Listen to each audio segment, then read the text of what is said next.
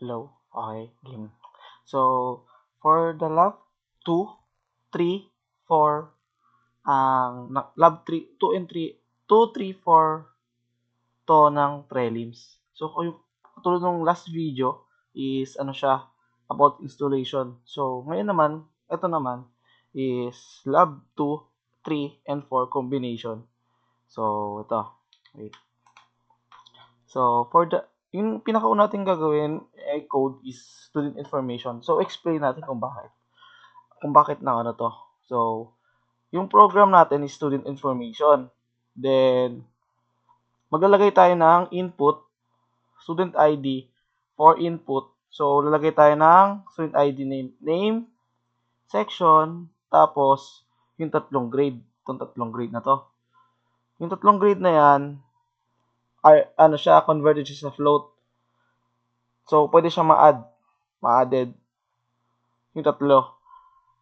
Then, mag-add siya. Pag pinag-add yung tatlong grades na to, kasi naka-float siya eh. Then, pag pinag-add yung tatlong ano na to, yan, sa 3. Tapos, mag-print ng student report sa baba. Yan. From \n. Pag naka-\n, so, new line. So, pupunta siya sa baba. Then, doon niya ipiprint yung ID, yung name, section, and grades. Grade 1, grade 2, grade 3. Then, yung average niya, mag-round of 2 to 2 decimal places. Okay? Ayun yung nasa student information system. So, for the number 2 naman, salary calculator. Dito sa salary calculator, the ask employee name and the overtime hours. So, yung OT. Tatawag natin OT, overtime. Tapos, syempre, magde-declare tayo ng overtime rate kung magkano, syempre. Then, yung kung magkano yung tax. Then, ito yung medyo critical na part kasi nga, may formula to. Depende kasi itong overtime rate sa ano eh. Pwede siya magbago, depende. Nakadepende. Kasi nga, ano yun, per hour yan eh. Per oras. Tapos yung tax, syempre nababago na yun sa panahon ngayon. Pero, fix na to eh. Fix na to eh. Kasi itong ano naman, tax rate na to. Tapos fix na tong 150. It depends na lang kung mababago eh. Itong 0.12, kasi nga, 12% yung tax rate. So, overtime. So, over hours times 150. Tapos, yung basic salary plus overtime. Then, ito na yung pinaka-formula niya eh. Yung overtime pay, overtime hours, overtime rate. So, itong over hour, nakadepende sa oras eh. Kunyari, overtime hours mo, 5. 5 times 150. Then, yung gross salary mo,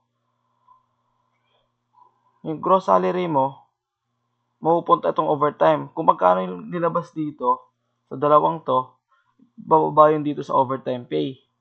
Tapos, once na napag-add yung salary mo, tsaka overtime pay, syempre yung sweldo mo yun, tapos yung overtime mo. So, babawas ano pa yun, i-multiply sa tax rate. Gross salary pala, tax rate. O sa gross salary times tax rate. Tapos, yung pinaka-total ng gross salary mo tsaka tax rate, ipagmaminus mo yun sa net salary mo. So, yun. Ayun yung mismong formula. Yung overtime, ito-time siya sa oras kung gaano kahaba yung oras na in-overtime mo. Tapos, yung gross salary mo naman is yung pinakasweldo mo plus yung overtime. Then, sa tax rate naman, sa tax, gross salary, ito-times mo siya sa tax rate. Then, the net salary, gross salary minus tax. So, yung pinaka-total nito, ayun yung mismong sagot. So, ipiprint na dito sa salary report, yung name, yung input ng employee name, then, kung magkano yung basic salary, overtime, pay, tapos yung gross, gross salary, tsaka yung tax, tsaka yung net salary. Ito naman, naka 2 decimal places na siya, which is yung may tuldok sa dulo, 00. Ayun na, dot 2F. So, yun ang isa, medyo complicated siya kasi nga, may formula. May formula. So, ito. Sa online shopping cart naman, okay. So, sa first line, mag-print ng online cart. So, dito, enter the product. Dito mag-enter yung product 1, name, quantity, ito, kung ilan, tapos, int kasi nga, number siya, integer. Ito, input, enter quantity plus products, kung ilan yung products na i-input mo.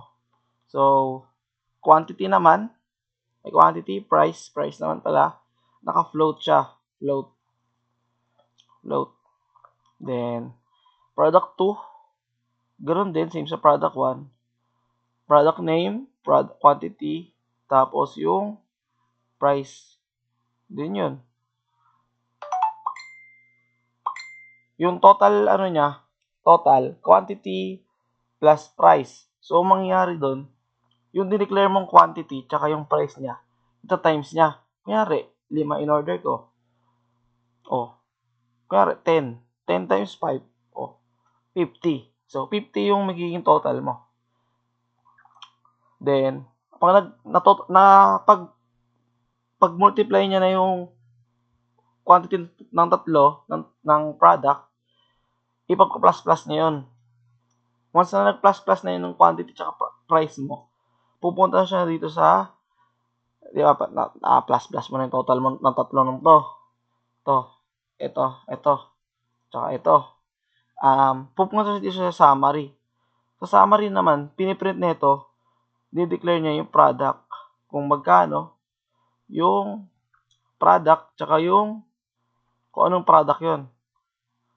Naka 2NF na rin, naka .2NF na rin kasi may decimal places yung price. Kasi malay mo, maka-centavos, di ba? So, nag-declare na rin tayo ng peso sign para sa pera. Then, yun. Yung ganun yung lalabas doon. Quantity, yung palangan ng product, yung price. Then, mag-print tayo ng linya. Yung linya na to, yung purpose ng linya na yan is para mag-separate yung total mo dun sa summary. So, yung pinaka-total mo, ito ulit niya, nakita yung total. So, yung total niyan is yung tatlong product na to.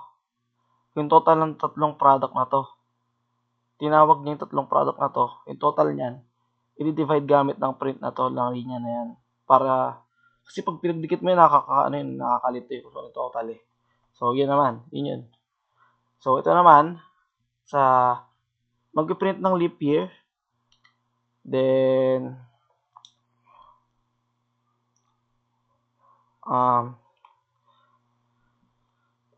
it divisible to 400 or divisible of 4, but not divisible by 100. So, yun. If daw, naka-if to eh. Naka-if else. So, kung 400 daw, or 4, or 100, either 100,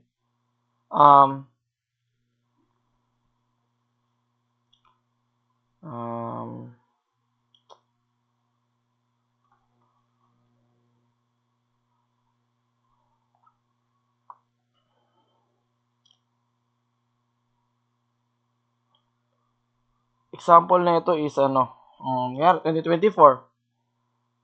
Leap year siya. Then, pag 1900 siguro, not leap year. Wait lang. Tama. 1900. Not leap year yun. Yung ginagawa ng program na to, dinidetect niya yung per year. Yung mismong year, kung saan tatapat yung leap year o hindi siya leap year. So, yun. So, sa pangalawa naman, ito pangalawa. Print yung triangle. triangle, which is tatsulok. Yung triangle kasi, kinukonsist yun ng tatlong sides, which is yung up natin, A, yung first side. Tapos, yung second side natin yung letter B. Then, yung third side, letter C. So, yun, triangle.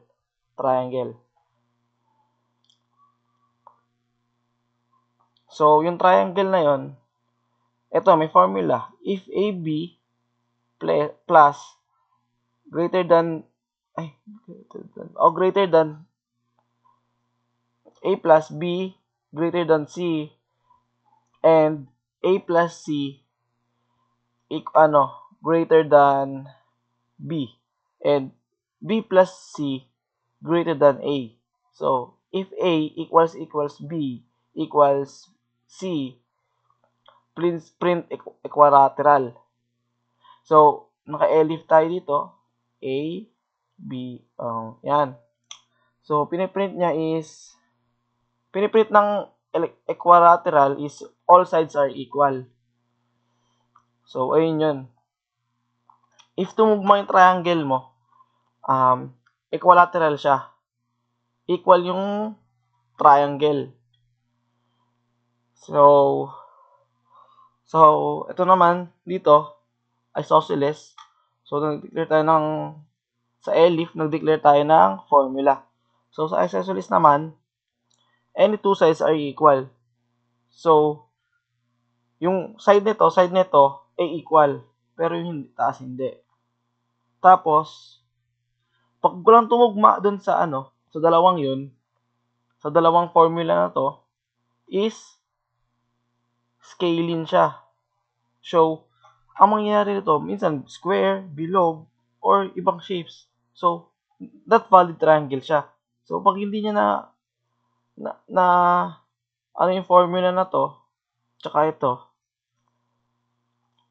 magsasabi siya ng not a valid triangle. So, yun. So, for the last is yung number comparison game. So, yun. Number 1, mag-int tayo kasi number siya. Integer. Isang number lang. Or, integer is number. Tapos, enter the first number, the second number, and the third number. Largest number, 1. If number 2 is largest num2. If num3, largest num3. Print largest is largest. So, nire-release yung tatlong number na i-input mo. And hinahanap niya yung pinaka-largest na number using comparison. So, kino-compare niya yung tatlong number na yon, hinahanap niya kung sino yung pinaka mas mataas. And chine-check niya yung largest number is odd or even. Okay. So, ito makita natin dito yun, no? So, ito. If largest,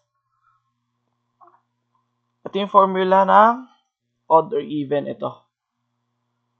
Largest. So, yun. That's for today. 2, 3, 4 prelim lab activity. So, thank you, sir.